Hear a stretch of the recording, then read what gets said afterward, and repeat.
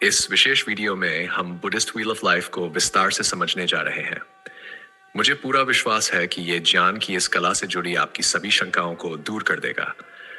उम्मीद है कि आज के बाद जब भी आप किसी बौद्ध मठ में व्हील ऑफ लाइफ देखेंगे तो ये आपको बौद्ध विचारों और प्रथाओं के बारे में गहरी समझ और आनंद प्रदान करेगा। अतः कृपया ध्यानपूर्वक सुने। बौद्ध जीवन चक्र भवचक्र क्या है? भावचक्र एक चित्र की तरह दिखने वाला शिक्षण साधन और ध्यान का उपकरण है। यह संसार या जन्म मरण का चक्र को प्रतीकात्मक रूप से दिखाता है। भावचक्र की उत्पत्ति। भावचक्र की यह तस्वीर भगवान बुद्ध के समय में बनाई गई थी। मगध के राजा बिंबिसार अपने मित्र राजा उदयन के लिए एक अच्छा उपहार भेजना चाहते थे। राजा उदयन जो कि एक सीमावर्ती राजा थे, बिंबिसार को सीमांत प्रदेश के राजा उदयन के लिए कोई अनमोल उपहार नहीं मिल रहा था, तो उन्होंने भगवान बुद्ध से सलाह मांगी। करुणा में बुद्ध ने यह भवचक्र बनाया और इसे एक आसान चित्र के रूप में दिया ताकि लोग इसे देखकर जीवन का सच समझ सकें। इस भवचक्र के माध्यम से भगवान बुद्ध ने 4 आर्य सत्य और अनित्यता, हर चीज का नश्वर होना को समझाया। उन्होंने अज्ञान, आसक्ति, मोह और द्वेष, घृणा को 3 जहरीले तत्व बताया जो जीवन के दुखों का कारण बनते हैं।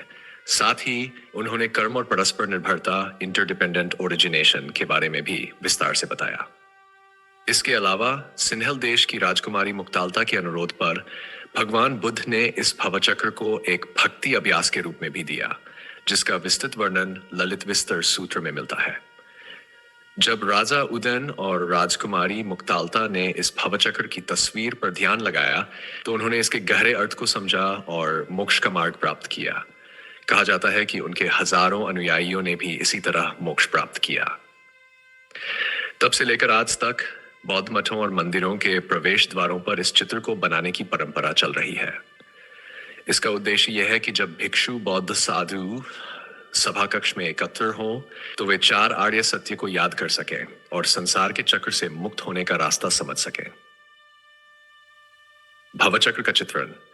ये तिब्बती बौद्ध मंदिरों और मठों की दीवारों पर बना होता है, खासकर भारत तिब्बत क्षेत्र में। इसे इसलिए बनाया जाता है ताकि बौद्ध और गैर बौद्ध दोनों लोग बौद्ध धर्म की मुख्य शिक्षाओं को समझ सकें। यह चित्र 4 गोलाकार परतों से बना होता है और इसे मृत्यु के देवता यमराज ने पकड़ रखा होता है। इस चित्र में भगवान बुद्ध चंद्रमा की ओर इशारा कर रहे होते हैं, जो यह दर्शाता है कि संसार के दुखों से मुक्ति पाना संभव है। भवचक्र को मुख्य रूप से भिक्षुओं और आम लोगों को 4 आर्य सत्य का स्मरण कराने के लिए बनाया जाता है। भवचक्र के महत्वपूर्ण तत्व। 3 विष, 3 बुरी आदतें। भवचक्र के केंद्र में सुअर, मुर्गा और सांप बने होते हैं। ये तीनों जीवन के 3 बड़े दोषों को दर्शाते हैं। सुअर अज्ञान, कुछ भी जाना, बिना सोचे समझे काम करना। मुर्गा आसक्ति, मोह, किसी चीज से चिपके रहना। सांप द्वेष, क्रोध और घृणा। कई चित्रों में दिखाया जाता है कि सांप और मुर्गा सुअर के मुंह से निकल रहे हैं। इसका मतलब है कि क्रोध और मोह अज्ञान से जन्म लेते हैं। वहीं सांप और मुर्गा सुअर की पूंछ पकड़कर खड़े होते हैं, जो ये दर्शाता है कि ये तीनों दोष एक दूसरे को दूसरी परत, कर्म, अच्छे और बुरे कर्मों का फल। इस परत में 2 रास्ते दिखाए जाते हैं। अंदर की दूसरी परत में काले रास्ते पर कुछ लोग नीचे जा रहे हैं, जो उनके नकारात्मक कर्मों के परिणाम स्वरूप नरक की ओर बढ़ रहे हैं। वहीं दूसरी ओर सफेद रास्ते के आधे हिस्से में कुछ लोग ऊपर जा रहे हैं, जो उनके सकारात्मक कर्मों के परिणाम स्वरूप संभवतः स्वर्ग की ओर बढ़ रहे हैं। बौद्ध धर्म के 4 आर्य सत्यों में देखें, यह परत यह दर्शाती है कि हमारे कर्म ही हमारे जीवन के सुख दुख का कारण बनते हैं। सारथी, तीसरी परत। संसार के 6 लोक, पुनर्जन्म के 6 क्षेत्र। इस परत में संसार के 6 प्रकार के जीवों को दिखाया जाता है। ये 6 लोक इस प्रकार है। देवलोक, जहां देवता सुखी रहते हैं लेकिन उनके जीवन में भी अनित्यता, नश्वरता होती है। असुर लोक, जहां अहंकारी और जलन रखने वाले जीव रहते हैं। मनुष्य लोक, जहां हम सभी इंसान जन्म लेते हैं। यह सबसे अच्छा लोक माना जाता है क्योंकि यहां से मोक्ष प्राप्त किया जा सकता है। पशु लोक, जानवर रहते हैं और अज्ञानता के कारण दुख भोगते हैं। भूत लोक, जहां भूखे प्रेत, पिशाच रहते हैं जो तृष्णा और लालच से भरे होते हैं। नरक लोक, जहां जीव अपने बुरे कर्मों के कारण बहुत पीड़ा सहते हैं। चौथी परत, परस्पर निर्भरता के 12 कारण। भावचक्र की सबसे बाहरी परत 12 कारणों को दर्शाती है, जिन्हें द्वादश निदान कहा जाता है। ये 12 कारण ये बताते हैं कि किस तरह अज्ञान से लेकर मृत्यु तक का संसार का चक्र चलता रहता है। अन्य प्रमुख प्रतीक, यमराज भवचक्र को पकड़ने वाला भयंकर आकृति। यमराज है जो ये दर्शाता है कि सब कुछ नश्वर, अनित्य है और मृत्यु अवश्यंभावी है। बुध का चंद्रमा की ओर इशारा यह दिखाता है कि संसार के दुखों से मुक्ति पाई जा सकती है। भवचक्र के ऊपर बना मोक्ष निर्वाण का प्रतीक है, जो संसार के जन्म मरण के चक्र से बाहर निकलने का रास्ता दिखाता है। तीसरी परत, 6 लोकों का संसार। भावचक्र की तीसरी परत को 6 भागों में बांटा गया है, जो 6 लोकों का प्रतिनिधित्व करते हैं। ये लोक पुनर्जन्म संसार चक्र के विभिन्न रूपों को दर्शाते हैं, जिसमें एक जन्म के बाद दूसरा जन्म होता रहता है। इन 6 लोकों को 2 भागों में बांटा गया है। 3 ऊपरी लोक अच्छे कर्मों का फल, 3 निचले लोक बुरे कर्मों का फल। कभी कभी भवचक्र को 5 लोकों में भी दिखाया जाता है, जिसमें देवलोक, असुर लोक और असुर लोक को मिलाकर एक ही लोक माना जाता है। 3 ऊपरी लोक श्रेष्ठ जन्मों के क्षेत्र। भवचक्र के ऊपरी भाग में 3 ऊंचे लोक होते हैं, जिन्हें अच्छे कर्मों के परिणाम स्वरूप प्राप्त किया जाता है। ये लोक इस प्रकार है: देवलोक, स्वर्ग का लोक। देवता बहुत लंबे और आनंदमय जीवन जीते हैं। उनका जीवन सुख, भोग विलास और समृद्धि से भरा होता है, लेकिन वे केवल आनंद और मनोरंजन में लगे रहते हैं और धर्म, ध्यान, साधन की ओर ध्यान नहीं देते। जब उनका जीवन समाप्त होता है तो वे अगले जन्म के लिए पूरी तरह से तैयार नहीं होते। चूंकि उनका अच्छा कर्म समाप्त हो जाता है, इसलिए वे अगले जन्म में निचले लोकों में चले जाते हैं और अत्यधिक कष्ट सहते हैं। असुर लोक, असुरा लोका और देवताओं का लोक। असुरों को भी देवताओं की तरह सुख और ऐश्वर्य मिलता है, लेकिन वे हमेशा एक दूसरे से झगड़ते रहते हैं। वे अक्सर ईर्ष्या और क्रोध से भरे रहते हैं और देवताओं से युद्ध करने की कोशिश करते हैं, लेकिन देवता उनसे अधिक शक्तिशाली होते हैं, इसलिए असुर हमेशा युद्ध में हार जाते हैं। असुरों का जीवन हमेशा लड़ाई झगड़े, मारकाट और आक्रोश से भरा होता है, जिससे वे लगातार पीड़ा में रहते हैं। वे कभी संतोष का अनुभव नहीं कर पाते और इसी कारण से उनका जन्म पुनः निचले लोकों में होता है। मनुष्य लोक लोका, मानवों का लोक। मनुष्यों को भूख, प्यास, गर्मी, सर्दी, दुख, शत्रुता, इच्छाओं की पूर्ति न होना और न चाही हुई चीजें मिलना जैसी समस्याओं का सामना करना पड़ता है। इसके अलावा मनुष्यों को जन्म, बुढ़ापा, बीमारी और मृत्यु का भी दुख झेलना पड़ता है। फिर भी बौद्ध धर्म के अनुसार मनुष्य लोक ही सबसे उत्तम लोक है, क्योंकि केवल मनुष्यों को मोक्ष प्राप्त करने का अवसर मिलता है। देव और असुर लोक के प्राणी केवल आनंद में लीन रहते हैं और ध्यान साधना नहीं कर पाते। निचले लोकों के प्राणी अत्यधिक कष्ट सहते हैं, जिससे वे धर्म का पालन नहीं कर सकते। इस कारण से मनुष्य योनि को सबसे महत्वपूर्ण और अनमोल योनि माना जाता है। 4 प्रकार के मनुष्य लोक। मनुष्यों के भी 4 अलग अलग क्षेत्र होते हैं। जम्बू द्वीप, ये मनुष्यों का मुख्य क्षेत्र है, जहां अच्छे और बुरे दोनों तरह के लोग होते हैं। इन लोकों में जन्म हमारे कर्मों पर निर्भर करता है। अच्छे कर्म करने से हम ऊंचे लोकों में जन्म लेते हैं और बुरे कर्म करने से हमें निचले लोकों में जाना पड़ता है। 3 निचले लोक। भावचक्र के निचले भाग में 3 लोक होते हैं, जिन्हें बुरे कर्मों का परिणाम माना जाता है। इन लोकों में रहने वाले प्राणी अत्यधिक दुख और कष्ट सहते हैं। पशु लोक। इस लोक में रहने वाले जंगली पशु हमेशा डर में जीते हैं, क्योंकि वे एक दूसरे पर हमला करते हैं और कमजोरों को खा जाते हैं। पालतू पशुओं को मनुष्यों द्वारा शोषण का सामना करना पड़ता है। उन्हें मेहनत के लिए मजबूर किया जाता है। कई बार उन्हें भोजन के रूप में मार दिया जाता है। इस लोक के प्राणी अज्ञानता में जीते हैं और मोक्ष प्राप्त करने का कोई अवसर नहीं होता। प्रेतलोक। इस लोक में रहने वाले प्राणी अत्यधिक भूख और प्यास से पीड़ित होते हैं। वे लगातार भोजन और पानी की तलाश में भटकते रहते हैं, लेकिन जब भी उन्हें कुछ मिलने की संभावना होती है तो वह चीज उनके पास आते आते गायब हो जाती है। उदाहरण के लिए, उन्हें दूर से साफ और मीठे पानी की धारा दिखती है, लेकिन जब वे वहां पहुंचते हैं तो पानी सूख चुका होता है।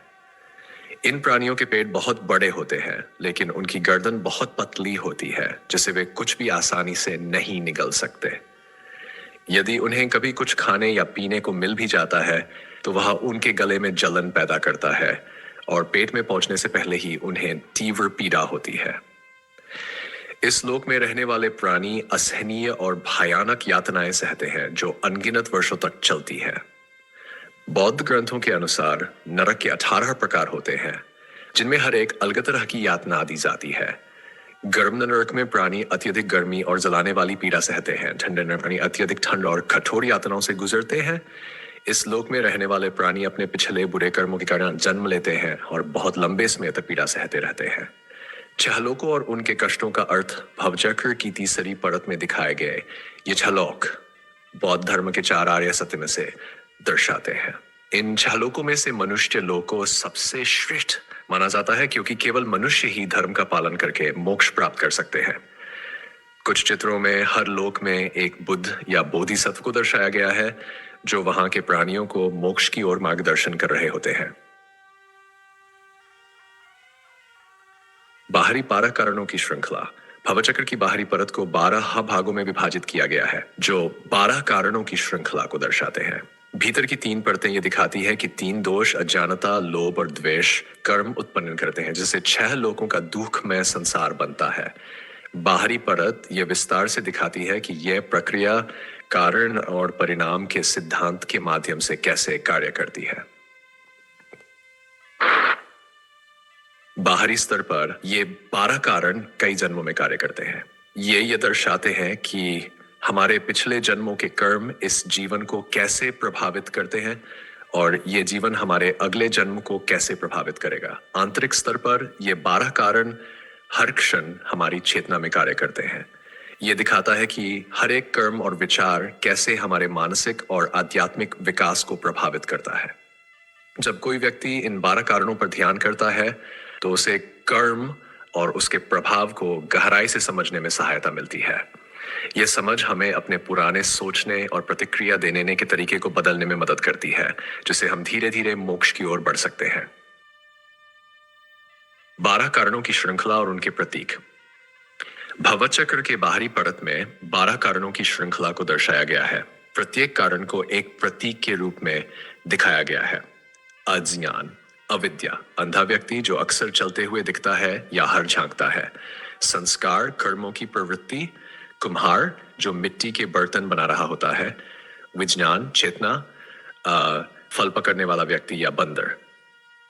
नाम और रूप, मानसिक और भौतिक अस्तित्व के तत्व। नाव में तैरते 2 व्यक्ति। 6 इंद्रियां, नेत्र, कर्ण, नासिका, जिह्वा, शरीर और मन। स्पर्श, इंद्रियों और वस्तुओं का संपर्क। प्रेमी जोड़े जो गले मिल रहे होते हैं या चूम रहे होते हैं। वेदना, अनुभूति या भावना, आंख में बाण लगना। तृष्णा, इच्छा या प्यास। शराब पीने वाला व्यक्ति, उपादान, आसक्ति या पकड़ना। फल तोड़ने वाला व्यक्ति या बंदर। भव, जन्म लेने की प्रक्रिया। संभोगरत दंपति या खड़े, कूदते या चिंतनशील व्यक्ति। जन्म, बच्चा जन्म देती हुई स्त्री। जरा, मरण और मृत्यु, शव को ले जाते लोग। भवचक्र की बाहरी परत का महत्व। ये बाहरी परत 12 कारणों की श्रृंखला को दर्शाती है, जो ये बताती है कि किस प्रकार 3 दोष अज्ञान, लोभ और द्वेष और कर्म हमें इस चक्र में बांध कर रखते हैं। ये चित्रण कर्म और उसके प्रभाव को दर्शाता है। उज्ज्वल आधा चक्र ये सकारात्मक कर्मों के परिणाम स्वरूप प्राप्त अच्छे अनुभवों को दर्शाता है। अंधकारमय आधा चक्र ये नकारात्मक कर्मों के परिणाम स्वरूप प्राप्त कष्टों को दर्शाता है। हम अपने कर्मों को 3 प्रकारों में बांट सकते हैं। सकारात्मक कर्म, जब हम प्रेम, दया और करुणा के साथ कार्य करते हैं, जिससे स्वयं और दूसरों को लाभ होता है। नकारात्मक कर्म, जब हम हानिकारक इरादों से गलत कार्य करते हैं, जो हमें और दूसरों को कष्ट देते हैं। तटस्थ कर्म, जब हमारे कार्य न तो लाभदायक होते हैं और न ही हानिकारक। जो कर्म हम करते हैं, उन्हीं के अनुसार हमें छाल लोकों में पुनर्जन्म मिलता है। यमराज, भवचक्र को पकड़े हुए जो भयंकर आकृति है, उसे यमराज कहा जाता है। यमराज अनित्यात्व का प्रतीक है। यमराज का खुला मुंह यह दर्शाता है कि जब तक कोई संसार से मुक्त नहीं होता तब तक उसे जन्म और मृत्यु के चक्र में फंसे रहना पड़ता है। यमराज यह दर्शाता है कि पूरा संसार परिवर्तनशील है और अनित्य है। यमराज के प्रतीकात्मक गुण, उसका मुकुट 5 खोपड़ियों से बना है, जो यह दर्शाता है कि 5 स्कंद, रूप, वेदना, संज्ञा, संस्कार भी अनित्य हैं। उसकी तीसरी आंख यह दर्शाती है कि उसे अनित्यत्व का बोध है। वह कभी कभी बाघ की खाल पहने दिखाया जाता है, जो भयंकरता का प्रतीक है। उसके 4 हाथ भवचक्र को पकड़े हुए हैं, जो ये दर्शाते हैं कि जन्म, बुढ़ापा, रोग और मृत्यु हर जीवन का अभिन्न अंग। चंद्रमा, मोक्ष का प्रतीक। भवचक्र के ऊपर एक चंद्रमा दिखाया जाता है। यह संसार के कष्टों से मुक्ति का प्रतीक है। कुछ चित्रों में चंद्रमा के स्थान पर शुद्ध भूमि दिखाई जाती है, जो मोक्ष का संकेत देती है। ये 4 आर्य सत्यों में से निर्वाण के सत्य को दर्शाता है। बुद्ध द्वारा चंद्रमा की ओर इशारा करना। भवचक्र के ऊपरी भाग में बुद्ध को चंद्रमा की ओर इशारा करते हुए दिखाया जाता है। ये मोक्ष प्राप्त करने का मार्ग दर्शाता है। थेरेवाद बौद्ध धर्म में यह आर्य अष्टांगिक मार्ग को दर्शाता है। महायान बौद्ध धर्म में यह बोधिसत्व मार्ग को दर्शाता है, जहां कोई स्वयं के साथ साथ सभी प्राणियों के मोक्ष के लिए प्रयास करता है। तिब्बती बौद्ध धर्म में इसे लामरिम, धार्मिक मार्ग के चरणों का विवरण कहा जाता है। भवचक्र के चित्र में लिखी गई श्लोक। भवचक्र के चित्र में एक श्लोक लिखा जाता है, जो संसार में बंधे रहने और इससे मुक्त होने के उपायों को दर्शाता है। प्रयत्न करो और वैरागी को विकसित करो, बुद्ध के उपदेशों में प्रवेश करो।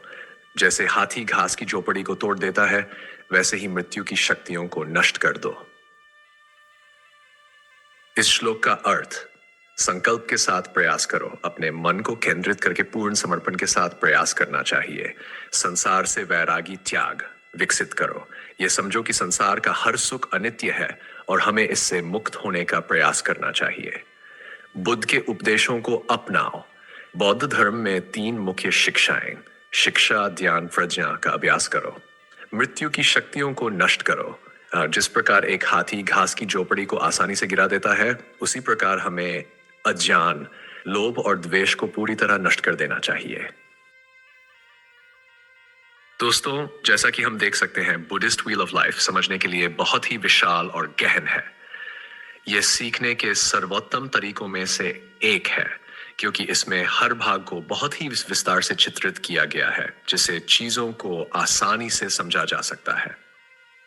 आशा है कि आप सभी को बुद्धिस्ट व्हील ऑफ लाइफ और साइक्लिक एग्जिस्टेंस के बारे में पर्याप्त ज्ञान मिल गया होगा, क्योंकि हमने इस विषय के सभी प्रमुख पहलुओं को कवर किया है।